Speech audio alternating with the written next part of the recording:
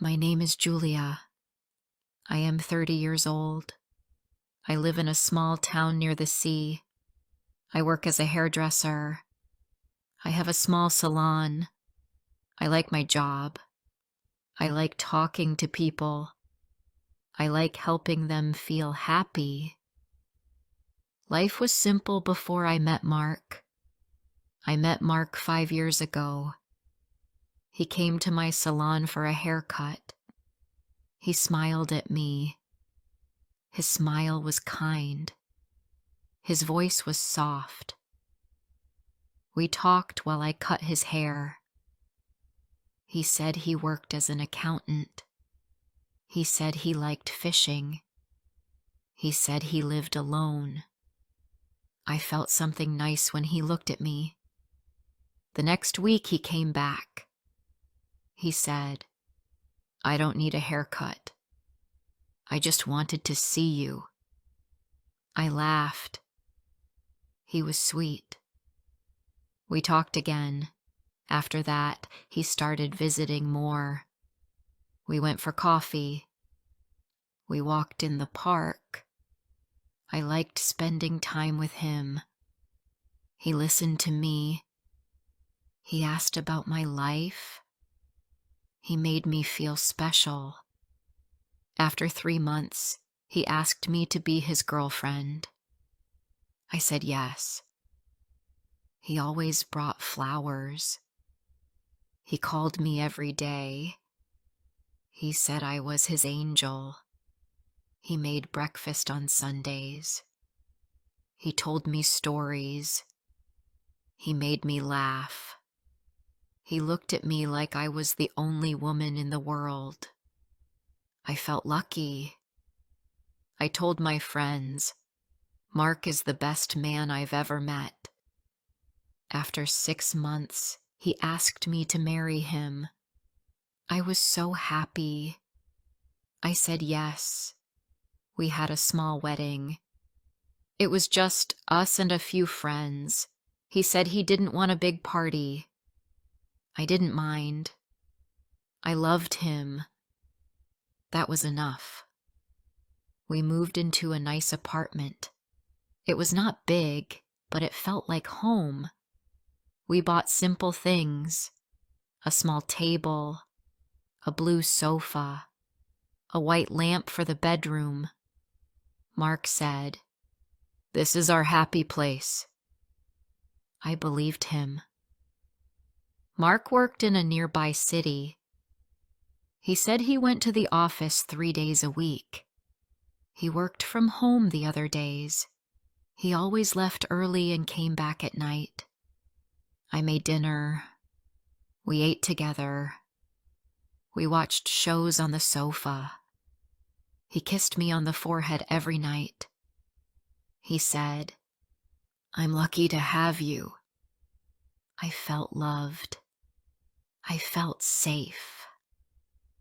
One Friday, I finished work early. I wanted to surprise Mark. I made his favorite soup. I baked chocolate cake. I cleaned the apartment. I wore a red dress. I sent him a message. I said, "I made dinner for you. Come home soon." But he did not reply. I waited. I called him. No answer. I waited more. Still nothing. My stomach felt strange. I told myself, "He is busy at work." But I started to worry. I remembered the name of his office. He told me once, so I looked it up online. I took a bus and went there. When I arrived, I saw a tall building. I asked the lady at the front desk, "Does Mark Jones work here?" She looked at her computer. Then she looked at me. She said, "Sorry, no one with that name works here." I felt cold. My hands were shaking. I said, "Are you sure?" She nodded. Yes, I'm sure. I walked outside. I stood on the street. I didn't know what to do. Why did he lie? Why did he say he worked here? I went home before him. I sat in the dark and waited. At 7, Mark came home. He smiled. He kissed me. He said, "Smells good in here." I smiled back. My heart was beating fast. I said, "How was work?" He said, "It was hard today. I'm tired." I looked at him. I didn't say anything more. I just watched him eat. That night I could not sleep. I looked at the ceiling. I listened to his breath. My eyes were full of tears. I thought, what is going on? Why is he lying? I closed my eyes, but I could not stop thinking. The next morning, I watched him get ready. He said he was going to the market. After he left, I opened the desk drawer. There was a notebook. I opened it. I saw a name. Melissa. Dinner Friday. Lemon cake. I didn't understand. Who is Melissa? I don't like lemon cake. I turned more pages. There were more names. Anna, Sophie, Mia. Each name had a day. Each had notes. Lunch at the park. Buy flowers. Her favorite color is blue. My hands started to shake. I put the book down. I sat on the bed. My legs felt weak. My eyes were wet. I said to myself, this cannot be real. That night, Mark came home again. He gave me a kiss. He smiled. He said, "I missed you today." I looked at him and said, "Did you go to the market?" He said, "Yes." He showed me a bag of apples. I smiled, but my heart felt heavy. For the next few days, I watched him. I didn't say anything, but I watched more. He never let me touch his phone. He took it everywhere, even to the bathroom. One night, he left it on the table. It buzzed. I saw a message. It said, "Miss you already." The name was Marie. I felt cold. I felt sick. I didn't open it. I didn't need to. I already knew. I stood up. I went to the window. I looked outside. I wanted to scream, but I didn't. I wanted to cry, but I stayed quiet. I went to bed. Mark was already sleeping. I lay beside him. I looked at his face. He looked peaceful. He looked kind. But I didn't feel love. I felt pain. I felt empty. That night I said to myself, he was the perfect husband, but not just for me. Before I continue my story, I want to ask you something. Where are you listening from? Sometimes I wonder if someone out there really understands me. Just knowing you're here gives me strength. The next day, I woke up early. I sat on the bed for a long time. My heart felt heavy. My eyes were dry, but they still burned. I looked at Mark while he slept. His face looked calm. He looked like a man with no secrets. But I knew the truth. I had seen it. I had touched it with my hands. He had a life I didn't know. He had more than one love. I went to the kitchen. I made coffee. I could not eat. I felt sick. I sat at the table and stared at the wall. My head was full of questions. Who were these women? Did they know about me? Did they think they were his only one? I felt like my life was not real anymore. I felt like I was in a story I didn't choose. Mark came into the kitchen later. He smiled at me. He said it was a nice day. He said he wanted to go for a walk. I said nothing. I just looked at him and nodded. I didn't want to talk. I didn't want to pretend. But I didn't know what else to do. I didn't want to fight. I didn't want to cry in front of him. I just wanted time to think. When he left for his work again, I picked up the notebook. I read more. There were addresses. There were notes about gifts. And one page had a drawing of a heart. It had 2 names inside, and one name was mine. The other name was not. I closed the notebook and held it in my hands. My chest hurt.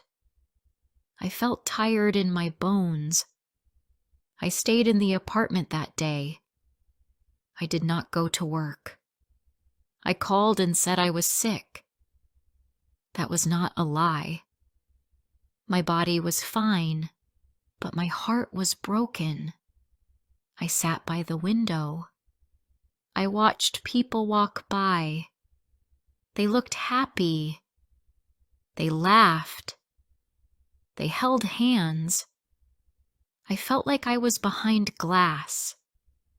I was not part of the world anymore. In the afternoon, I made tea. I took it to the living room. I sat on the sofa. I looked around the apartment. I saw the blue pillows. I saw the family photo on the wall. I saw the small clock he gave me for my birthday. I saw lies everywhere. The apartment looked the same, but it felt different now. Nothing was safe. Nothing was true. I stayed quiet for days. I acted like everything was fine. I smiled when I had to. I made dinner. I cleaned the house. I listened to him talk about his day. But inside, I was falling apart.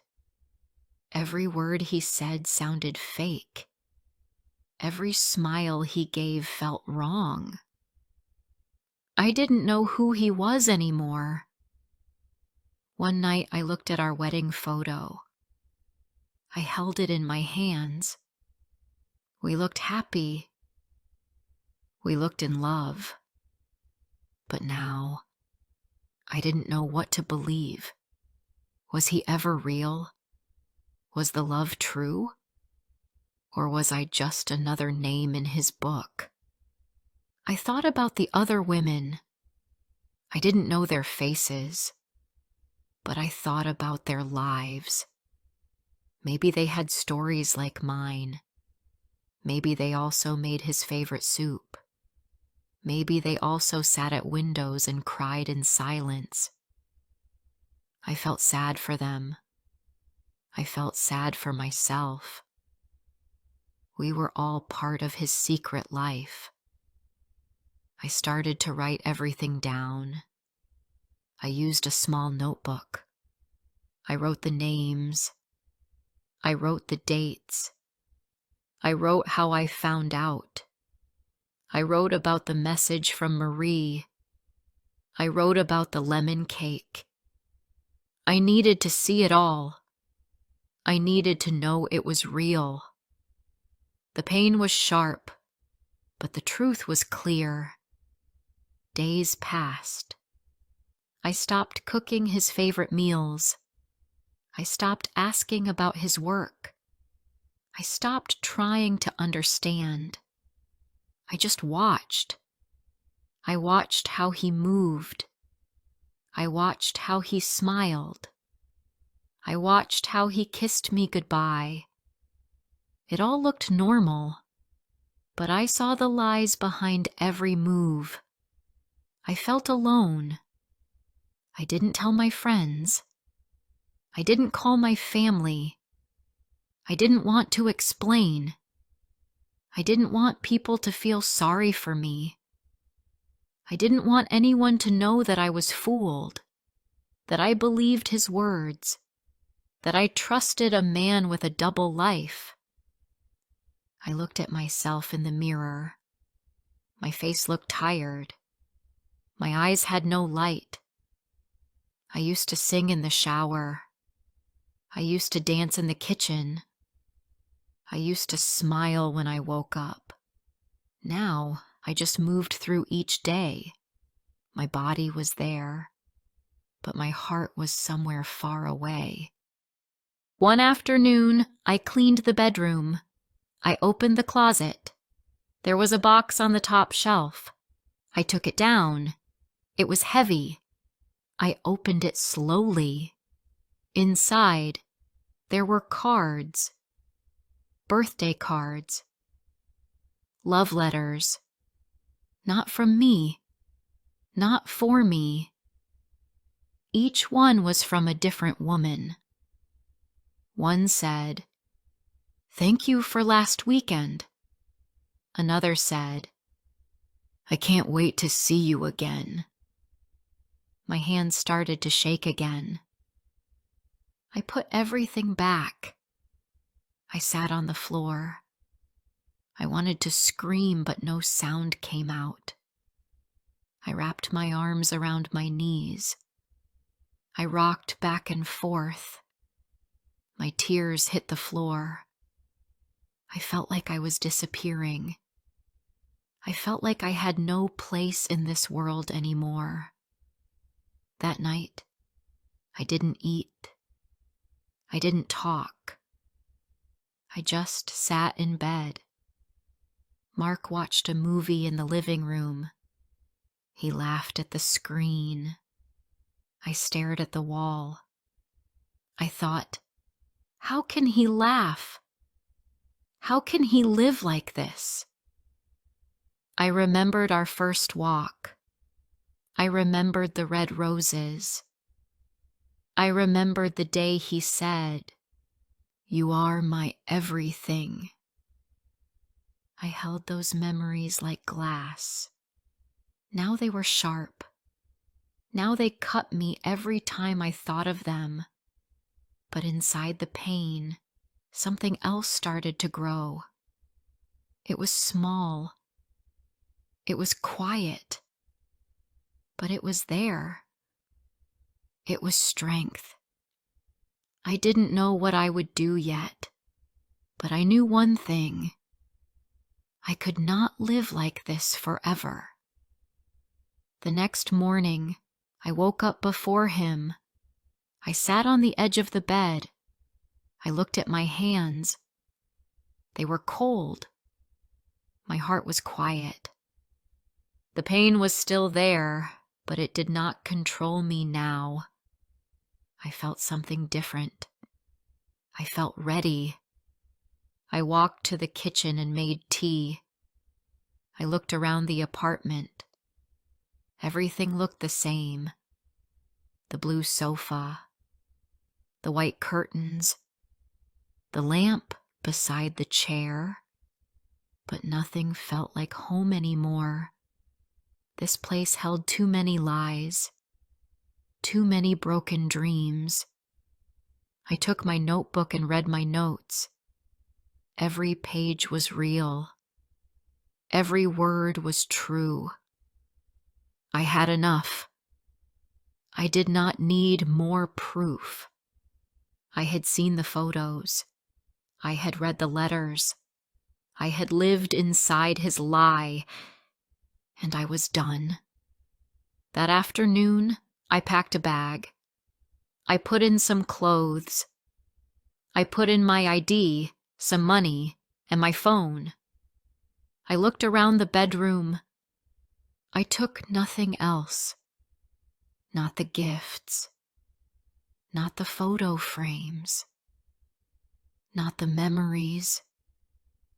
I left the bag by the door. I sat on the sofa. I waited. Mark would be home soon. I didn't know what I would say. I just knew I had to go. I could not stay with someone who had a secret life. I could not live in a story that was not mine. The door opened. Mark smiled at me. He looked happy. He said he had a good day. I did not smile back. I stood up. I picked up my bag. I walked to the door. I opened it. Then I looked back once. I looked at the man I thought I knew. I said nothing. I walked out. I walked down the street. The sun was low in the sky. The air was cool.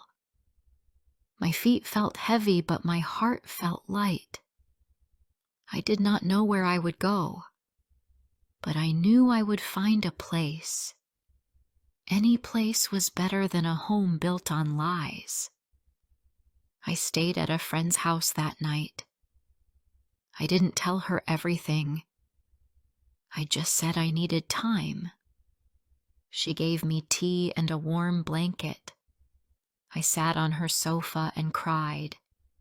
This time, I did not hide my tears. I let them fall. I let myself feel it all. In the morning, I looked outside. The sky was blue. Birds sang in the trees. The world had not stopped. Life was still going on. I was still here. I was not broken. I was just hurt. And I would heal. I started looking for a new apartment. Something small. Something simple. I found one near my work. It was not fancy, but it was clean and quiet. I signed the papers. I got the keys. It was mine. I moved in with a few boxes. I bought a soft pillow and a warm light. I made tea in my new kitchen. I sat on the floor and looked around. This was not a place of lies. This was a place for truth, for peace, for me. At night, I still thought of him. I thought about the good times. I thought about the bad ones too. The memories came and went. But each day, they felt lighter. Each day, I felt stronger. I went back to work. My customers smiled at me. They said I looked tired. I smiled back. I didn't tell them everything, but I told them I was starting fresh. Some days were hard. Some nights were quiet. But I kept going. I stopped looking at my old phone messages. I stopped reading the notes. I put the notebook in a drawer. I didn't need it anymore. I knew what happened. I didn't need to read it again. The past was still there, but it didn't lead me now.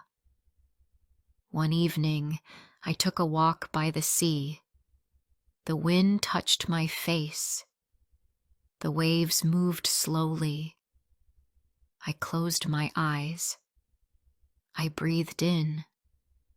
I was still here. I was still alive. I was not the same, but I was still me. I thought about love.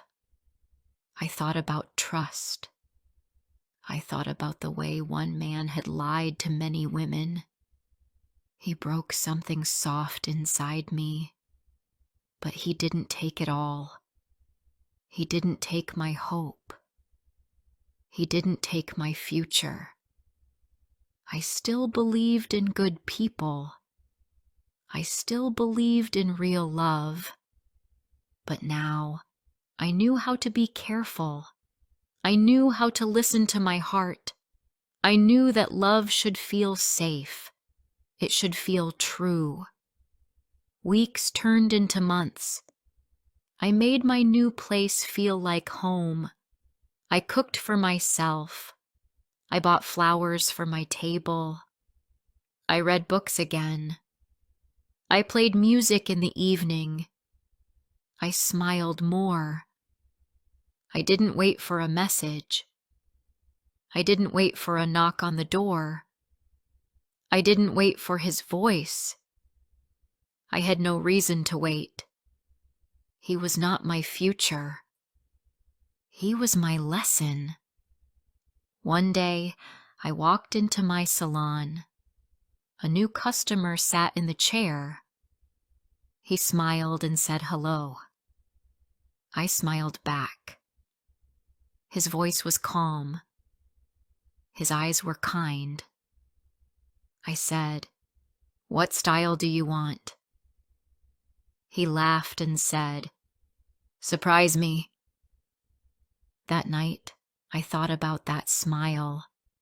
It was just one small thing, but it felt like the beginning of something new. I didn't know what would happen. I didn't need to know. I was not afraid anymore.